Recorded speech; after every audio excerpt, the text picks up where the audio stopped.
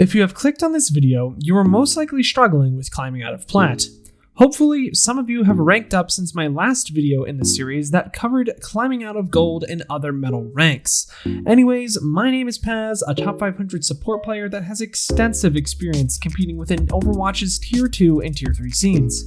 I know what you want, enough with the fluff, show me the goods, and let's get right into it. Climbing out of plat is a grueling process. I struggled with the rank for 6 months when I was on console in seasons 2 and 3.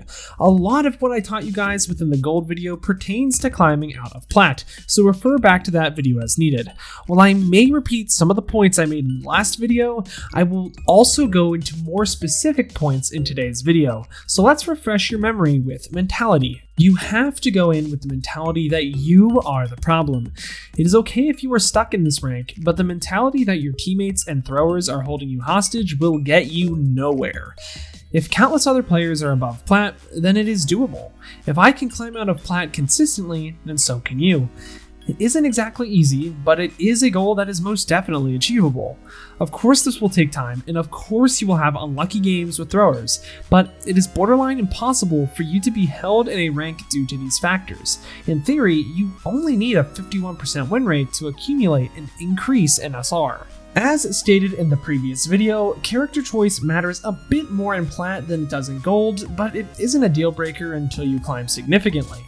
You can still roll lobbies on your character of choice, it may just be a little bit harder for some compared to others.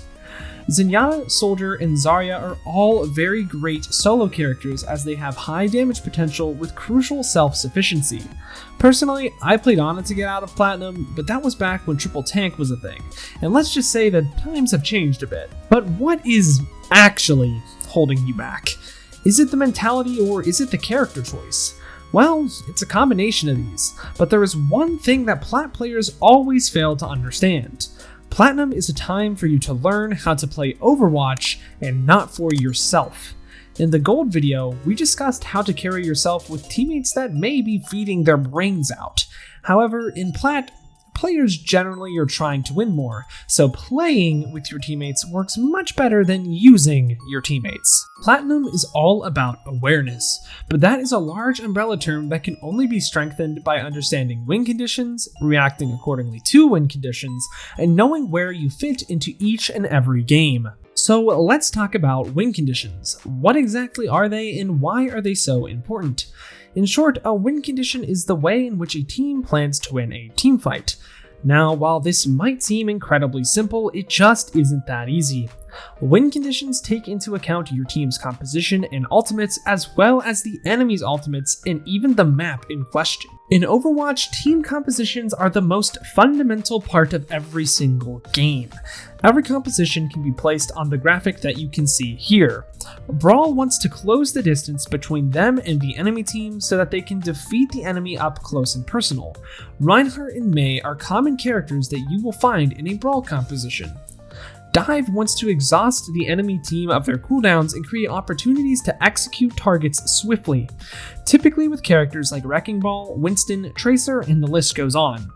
Lastly, Spam wants to create distance between themselves and the enemy team to eliminate enemies before they can even engage.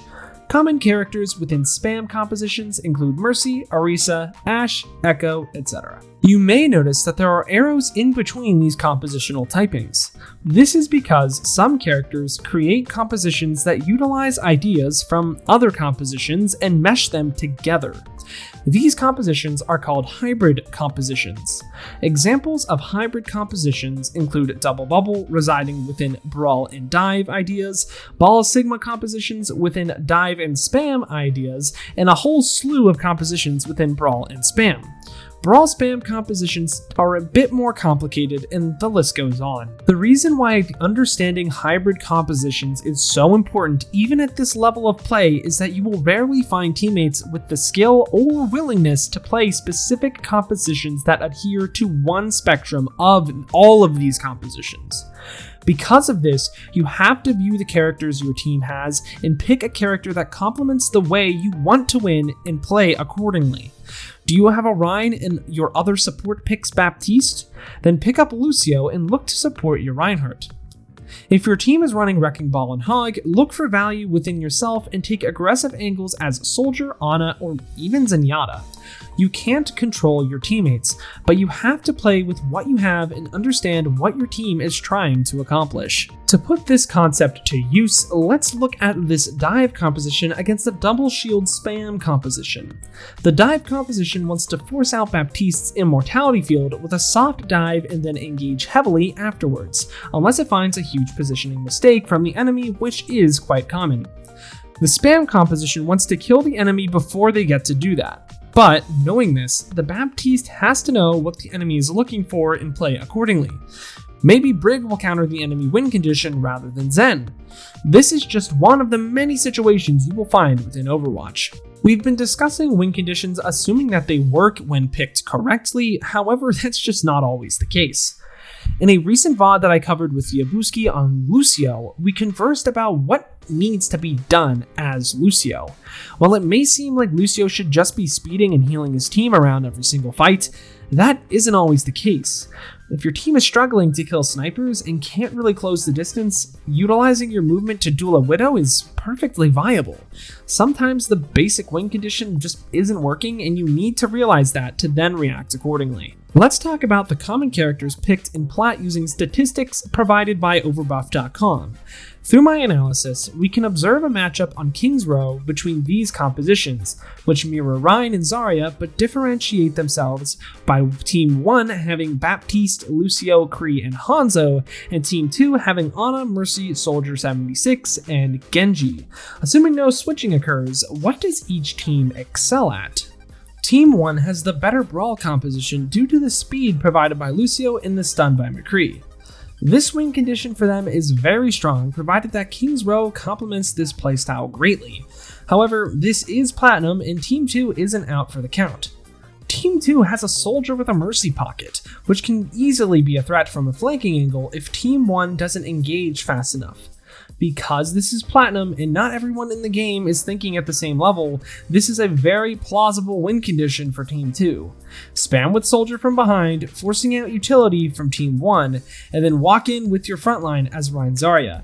If all else fails, Nanoblade is always an option. Now that Nanoblade has been brought up, does Beat always need to be used for the Nanoblade? No. While you may think immortality is the answer, it is a very risky fix. Zarya can solo grab the Nanoblade, trading 2 ultimates for 1 if Lucio's beat is not online. If Ana and Genji are being picked so frequently within these ranks, I urge you to be creative in countering their strong combos. The abridged version of this topic is that you should analyze your composition before you roll out and understand how you want to play. Then immediately analyze the enemy once you see what they are on. Then, as the game progresses, if you are winning or losing, try to understand why. If you are winning, understand how your abilities and positioning contributed to that victory. If you are losing, try to understand what the enemy accomplished and what caused your team to lose. If you lose consecutive fights, and it seems to not be your fault, look for ways to compensate and eliminate the enemy's win condition. Create their loss as your win in this situation. Obviously, you are going to lose games and it might feel like it is always your team's fault, but make sure that you always look at your own gameplay and improve on yourself. If you have been stuck in Platinum consistently, it is likely because you have been playing at that level consistently for a long time. Take a break, go in with a new perspective, with an improvement mindset, and the number will come with time.